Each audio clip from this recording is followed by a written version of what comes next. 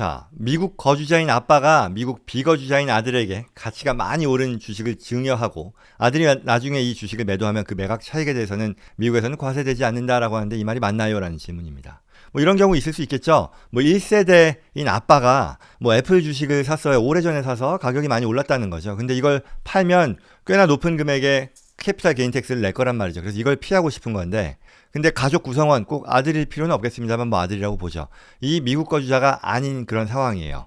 그랬을 때 이걸 어떻게 매각하고 현금화하는 게 어떤 전체 가족을 놓고 봤을 때 가장 텍스 이피션한 방법이겠느냐라는 건데 여기서 지금 물어보는 것은 이걸 아들에게 증여하고 아들이 팔면 좋은 거 아니냐라는 그런 질문인 거예요.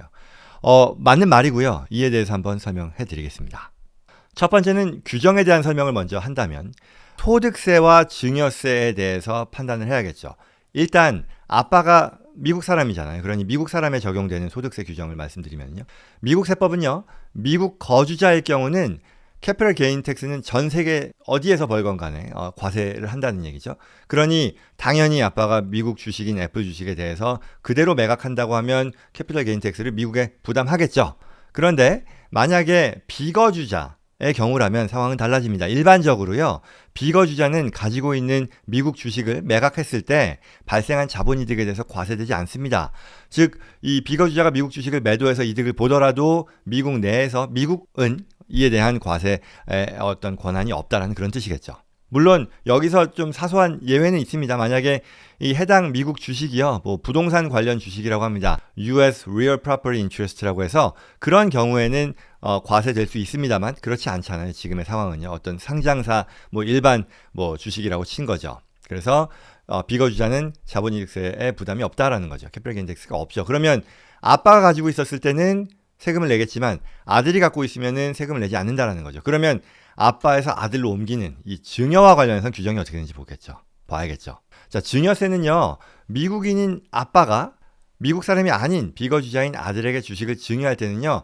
증여세가 부과되는 그런 성격의 증여입니다. 왜냐하면 증여자가 미국 사람인 경우에는 월드와이드 에셋에 대해서 그 증여자가 가지고 있는 자산이 어디건 간에 무관하게 미국 정부는 과세를 하거든요. 그럼에도 불구하고 아시는 분은 아시겠습니다만 미국에는요. 미국 거주자에 대해서 라이프타임 익셈션이라고 해서 평생에 걸쳐 증여 상속세 부담을 하지 않고 증여 상속할 수 있는 그 금액이 있다라는 거죠. 그리고 이게 24년도 기준으로는 약 1380만 불, 굉장히 높은 금액이죠. 13.8 밀리언이니까요.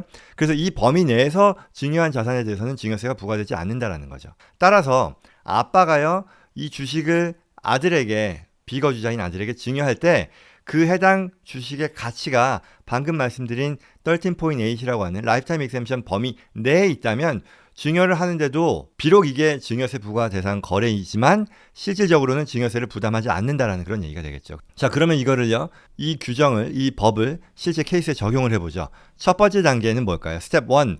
아빠가 주식을 아들에게 먼저 증여한다라는 거죠. 그러면 증여세 부과 대상이지만 앞서 말씀드린 것처럼 라이프타임 익셈션을 활용해서 13.8까지에 대해서 13.8 밀리언까지에 대해서는 실질적으로 비과세가 된다는 거죠. 그러면 아빠가 가진 주식이 아들에게 비과세로 넘어간 거예요.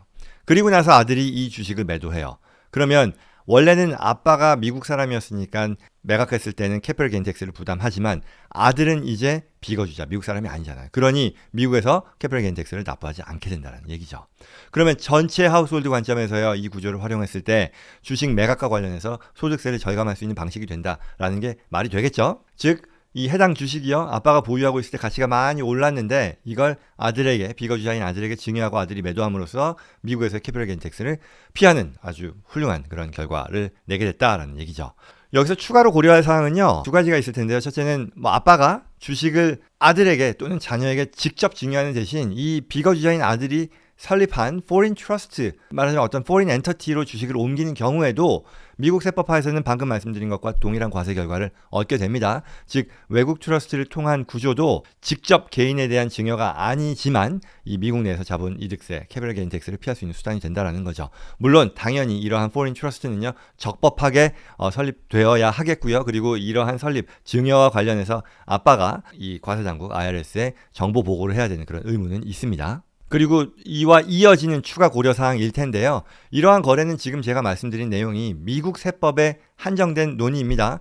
따라서 다른 나라에서의 과세 기준에 대한 평가도 필요하죠. 특히 뭐 아들이 거주하는 국가의 세법 고려해야 되는 거죠. 그래서 이게 다국적 세법, 그 해당 국가들에 대한 종합적인 검토가 필요하다는 게 답일 것이고요. 그러나 오늘의 이 논의는 미국 과세에 있어서도 굉장히 큰 혜택을 준다라는 것은 분명하니까요. 이걸 감안해서 전체적인 어떤 이 텍스 플래닝에서 고려할 필요가 있겠다라는 것을 사례로 알려드립니다.